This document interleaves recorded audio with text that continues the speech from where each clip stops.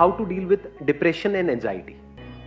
अब सबसे पहले हमको मिल करके ये समझना है व्हाट इज डिप्रेशन, और फिर देखेंगे कि इसका क्या सोल्यूशन है। क्या ये सिर्फ एक साइकोलॉजिकल सोच है या फिर इसका फिजिकल जो हमारे अंदर केमिकल जो इम्बैलेंसेस हो रहे हैं ब्रेन के अंदर उससे भी कोई कनेक्शन है। जिस तरह से हम सोच रहे हैं, जिस तरह से हमारे फीलिंग्स इमोशंस काम कर रहे हैं, क्या इसके पीछे कोई फिजिकल रीजन भी है। हम क्या करते हैं, हमेशा एक प्रॉब्लम के एक छोटे से फ्रेगमेंट को देखते हैं और उस फ्रेगमेंट पे काम करते रहते हैं। होलिस्टिक अप्रोच नहीं है हमारी। होलिस्टिक मतलब कि हम पूरी तरह से नहीं देखते हैं किसी भी प्रॉब्लम को। मान लो प्रॉब्लम ये है, इसके इतने से एस्पेक्ट को हमने देख लिया या आधे को देख लिया और उस आधे को ठीक करते चले जा रहे हो, क्या उससे वो प्रॉब्लम ठीक हो जाएगी? तो one is psychological which I agree it is, उसमें कोई डाउट नहीं है कि अगर उल्टा सोचोगे तो फिजिकली हमारे बॉडी के ऊपर रिएक्शंस उस तरह के होने लग जाए। स्ट्रेस होगा तो फिजिकली प्रॉब्लम्स आने लग जाएंगे। बट क्या इसका कोई फिजिकल रीजन भी है डिप्रेशन का, कि फेलियर से कैसे डील करना है, नेवर गिव अप, लाइफ को किस तरीके से देखना है कि एक इवेंट का एंड आपकी लाइफ का एंड नहीं है। तो ये तो हो गया साइकोलॉजिकल, जिस पे मेरे बहुत सारे सेशंस ऑलरेडी हैं। क्या इसके पीछे कोई फिजिकल रीजन भी है या नहीं है? फिजिकली कुछ ऐसा हो रहा है हम सबके साथ में जहां पर कोई बहुत बड़ी गड़बड़ है और उस फिजिकल की वजह से psychologically we are not feeling good. कई बार ऐसा नहीं होता कि उल्टा सीधा कुछ नहीं हुआ है आपके साथ में, मतलब सब कुछ ठीक चल रहा है, फिर भी आपको अच्छा नहीं लग रहा, यू आर फीलिंग बैड। ऐसा हुआ है या नहीं हुआ है? मतलब बिना किसी वजह के ही मूड खराब है, ऐसा होता है नहीं होता है? ऐसा क्यों होता है? फॉर एग्जाम्पल बीमार होते हैं तो अच्छा फील नहीं होता, तो क्या वो साइकोलॉजिकल रीजन है या अंदर कोई बैक्टीरिया है, कोई वायरस है, कुछ कोई गड़बड़ हो रही है फिजिकल लेवल पे? ज्यादातर यही बहुत बड़ी प्रॉब्लम होती है। होता क्या है कि if a person is not feeling good, वो 2-3 दिन तक फॉर एग्जाम्पल बेड पर है, उसका कुछ करने का मन नहीं कर रहा है, that person is feeling sad. ध्यान से समझ लेना, आप किसी डॉक्टर के पास में जाओगे तो वो साइकोलॉजिकल पे ज्यादा ध्यान नहीं देगा। वो क्या करेगा, फटाफट से अपना वो निकाला, उस पर लिखा ये खा लो। तो वो किस लेवल पे काम कर रहा है? फिजिकल। और एक्चुअल में साइकोलॉजिकल लेवल पे आपको खुद काम करना होता है, कोई और आपके लिए नहीं कर सकता है। बाहर से कोई कितना भी बोलता रहे, चाहे वो डॉक्टर बोल रहा है, चाहे मैं बोल रहा हूं, चाहे कोई और बोल रहा है, इतना फर्क नहीं पड़ता है जब तक कि आपके खुद के अंदर से ना आ जाए कि मुझे अपनी थिंकिंग को चेंज करना है। तो साइकोलॉजिकली अपने आप को कैसे ठीक करना है, वो किसके हाथ में कंट्रोल है?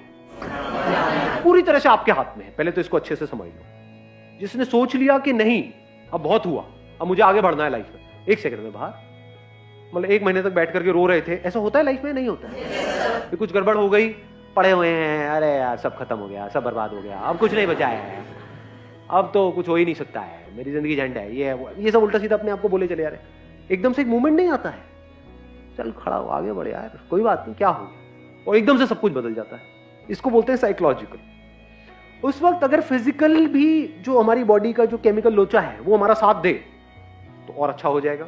यही तो दवाइयां करती है, जो डॉक्टर्स दवाइयां देते हैं उससे क्या होता है, अंदर जो फिजिकल लेवल पे गड़बड़ हो रही होती है उसको वो संभाल लेते हैं, उसके भी सिम्टम्स को संभालते हैं, कॉज को नहीं। आज हम कॉज पे जाने वाले हैं। दोनों में फर्क समझ आ रहा है? कुछ सिम्टम्स हैं। सिम्टम्स क्या होते हैं फिजिकल लेवल पे? कुछ तरह के केमिकल्स हैं जो रिलीज होने चाहिए हमारे अंदर ब्रेन में। फॉर एग्जांपल सेरोटोनिन है, डोपामीन है, कॉर्टिसोल तो स्ट्रेस हार्मोन होता है बेसिकली। कुछ ऐसे केमिकल्स हैं जो रिलीज होने चाहिए, वो रिलीज नहीं हो रहे हैं, तो you are feeling bad without any reason. उसके साथ में कुछ और भी उल्टे सीधे थॉट्स चल रहे हैं, तो और एक साइकिल घूम रही है। उन थॉट्स की वजह से और बुरा लग रहा है, जितना बुरा लग रहा है और थॉट्स आ रहे हैं। समझ रहे हो ना, ये कैसे एक दूसरे को इंपैक्ट करता है, फिजिकल और साइकोलॉजिकल। इन दोनों को अगर हम समझ पाएं और इन दोनों लेवल्स पे अच्छे से काम करें, तब जाकर के इस प्रॉब्लम का हम एक्चुअल में परमानेंट सॉल्यूशन निकाल पाए।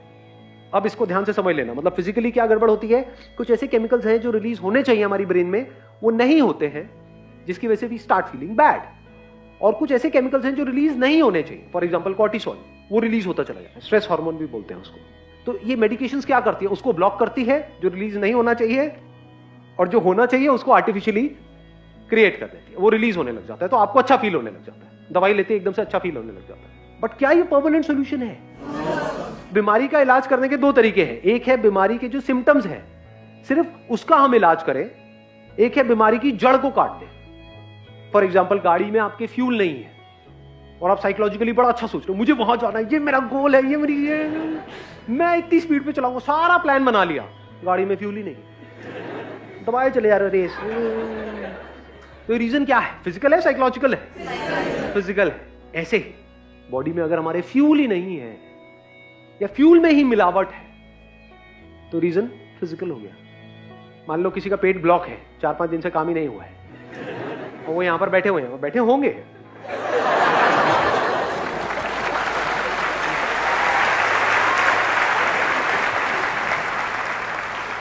क्या वो ढंग से समझ पाएंगे कि मैं बोल क्या रहा? सब ब्लॉक हुआ पड़ा है।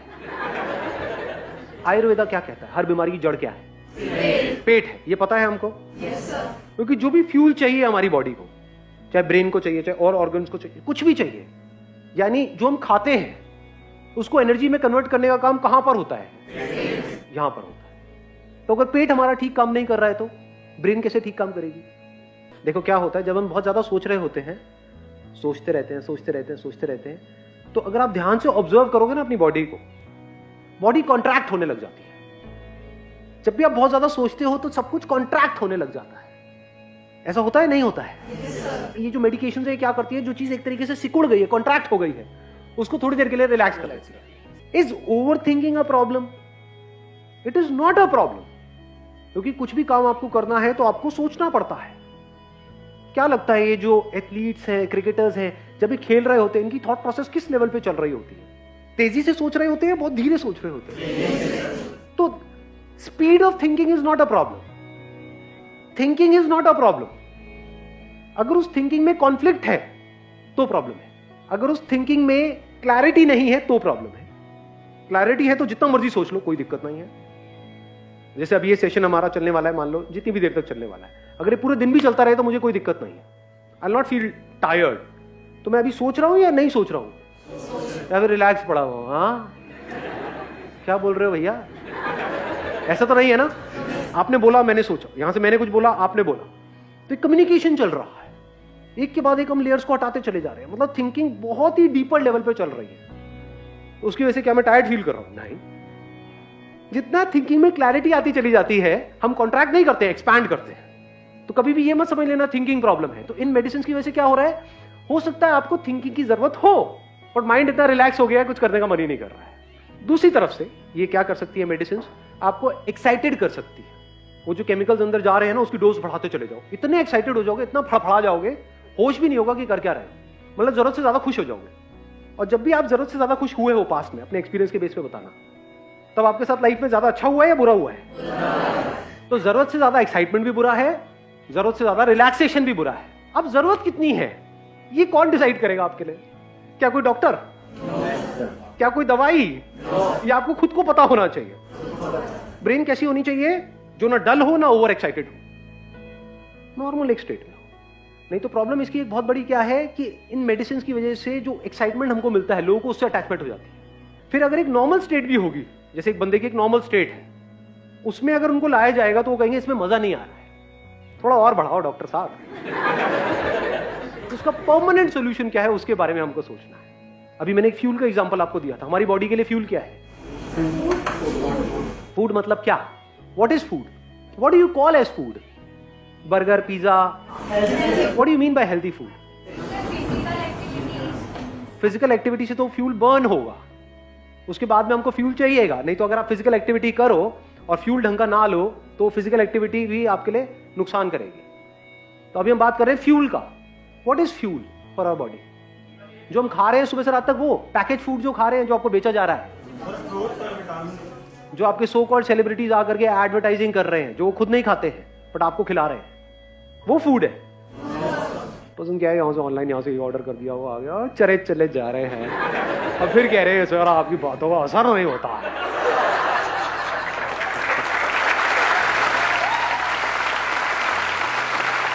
डाइट के बारे में एटलीस्ट बेसिक नॉलेज आप गैदर कर लो। ये जो व्हाइट चीजें होती है उसको अवॉइड करो। व्हाइट क्या है? शुगर, सॉल्ट, व्हाइट ब्रेड, ये सब जो व्हाइट चीजें होती है ना, उससे थोड़ा सा बच करके रहो। तो अब फ्यूल क्या है? फ्यूल सिर्फ खाना नहीं है, ये बहुत बड़ी गलतफहमी है। घोड़ा क्या खाता है? चने तो अगर हम खिला दे तो खाता है, चने कहां से खाएगा वो?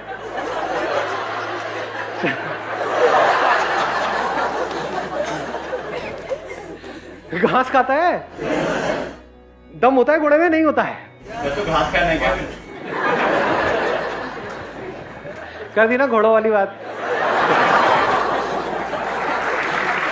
अरे मैं घास खाने के लिए नहीं कहा। घास में क्या होता है इतना नहीं पता है, मतलब कोई साइंस बैकग्राउंड से नहीं है। क्लोरोफिल नहीं होता है। क्लोरोफिल मतलब क्या, कहां से बनता है वो? सनलाइट से। तो इनडायरेक्टली क्या घोड़ा सनलाइट नहीं खा रहा है?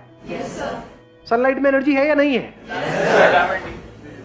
Vitamin D. अब देख लो ये क्या गड़बड़ हो रही है। सनलाइट मतलब विटामिन डी। सनलाइट का रोल सिर्फ विटामिन डी तक है, या सनलाइट के जो हजारों लाखों फायदे हैं उसमें से एक है विटामिन डी? तो फ्यूल मतलब सिर्फ खाना नहीं, that is just one aspect of fuel. धरती, जल, अग्नि, वायु, आकाश, ये 5 तरह का फ्यूल है। फ्यूल से क्या होता है, अगर फ्यूल सही जाए हमारी बॉडी में, आपको मेडिसिन की जरूरत नहीं है।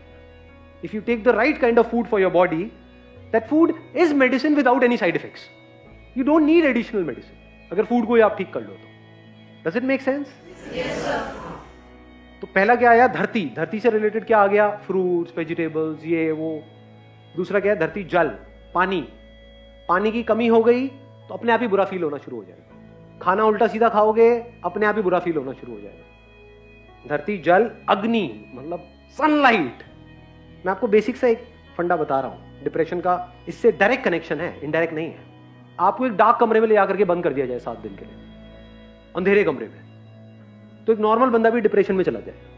और अगर आपको खुले में छोड़ दिया जाए, घोड़े की तरह, घोड़ों के साथ में, घोड़े भी भाग रहे हैं, आप भी भाग रहे हैं, और कुछ लोग अगर घास खाना चाहे तो खा सकते हैं, तो क्या होगा 1 हफ्ते बाद? बताने की जरूरत ही नहीं है, ऑब्वियस है। इसके बाद कौन सा आया? वायु मतलब हवा। हवा कैसी है हमारे आसपास में? दिल्ली में बढ़िया है, पॉल्यूटेड। लास्ट क्या है? आकाश। आकाश मतलब स्पेस। आपको एक छोटे से कमरे में बंद कर दिया जाए, वहां अच्छा लगता है या खुले में अच्छा लगता है? किसी पहाड़ के टॉप पे अच्छा लगता है? तो आप कहोगे कि आप पहाड़ पे चले जाए। नहीं जी, घर पे जहां भी रहते हो, किसी अपार्टमेंट में रहते हो, उसकी छत पे तो जा सकते हो। वहां पे छत पे जाकर के अच्छा लगता है। तो क्या स्पेस फ्यूल है या नहीं है? इस पे हमारा कितना ध्यान है? या ध्यान है सिर्फ और सिर्फ थॉट्स पे? नंबर 1 थॉट्स कि मुझे ये करना है, वो करना है, वो करना है, मेरे साथ ये हो गया, वो हो गया। दूसरा, अब मैं इसको ठीक कैसे करूं, ठीक कैसे करूं, ठीक कैसे करूं। I am not too sure आप में से कितनों को एक्चुअल में पता भी होगा कि हेल्थ की जो पीक स्टेट होती है वो कैसी होती है, जब बॉडी, माइंड, इंटेलेक्ट और जो हमारी बाकी की सारी एनर्जीज हैं वो परफेक्टली काम कर रही होती है। नेचुरोपैथी के कुछ सेंटर्स हैं वर्ल्ड वाइड, इंडिया में बहुत सारे हैं और बहुत ही रीजनेबल रेट पर है।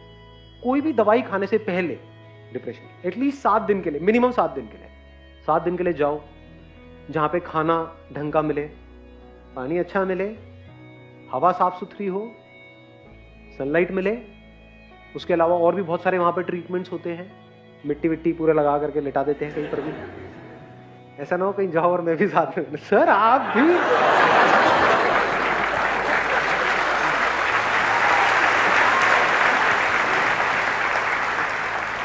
पूरी इतनी लाइफ आपकी आगे पड़ी हुई है, उसके लिए क्या है 10 दिन निकालना बनता है नहीं बनता है? गाड़ी की भी हम सर्विस कराते हैं ना। अपनी कितनी बार आपने एक्चुअल में सर्विस करी है अपनी बॉडी की? करते ही नहीं, इसकी तो कोई बात ही नहीं होती है। बात क्या होती है? टॉप करो, ये करो, वो करो। इट्स ऑल अबाउट करो करो करो करो करो। तो करके भी इन खच्चरों का कुछ होता नहीं है और रोने लग जाते हैं तो सर ये तो कर लिया लेकिन, सर लेकिन, सर लेकिन, लेकिन।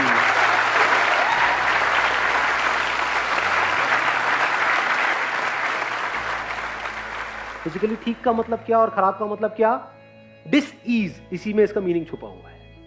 Dish ease, when you are not at ease, that is disease. जो भी आप गड़बड़ कर रहे हो फ्यूल के लेवल पे, वो गड़बड़ करनी बंद कर दो तो बॉडी अपने आप ही एट ईज हो जाती है। Once you are at ease, mind clear हो जाता है, तब आप डिसीजंस ले सकते हो अपनी लाइफ में। और वहां पे जा करके आप ये सोच भी सकते हो कि यहाँ पे जो भी मैं अभी कर रहा हूं 7 दिन तक या 10 दिन तक या 15 दिन तक, उसको प्रैक्टिकली अपनी लाइफ में अप्लाई कैसे करूंगा अगले 1 साल तक। नहीं तो वो 7 दिन 10 दिन एक हॉलीडे की तरह हो गया, बेकार हो गया। You got the answer of this particular problem? क्योंकि हो सकता है अभी आप में से कोई इसको फेस नहीं कर रहा है, लेकिन जिस तरह का हमारा लाइफस्टाइल है, जिस तरह का स्ट्रेस है, जिस तरह से कॉम्पिटिटिव एनवायरनमेंट है, आने वाले टाइम में आप सब इस सिचुएशन को फेस करने वाले हो। तो इस प्रॉब्लम को फेस करने के लिए, यानी साइकोलॉजिकल लेवल पे जो गड़बड़ है उसको फेस करने के लिए बॉडी आपका साथ दे तो बेटर है। Wish you all the very best. Thank you so much for coming.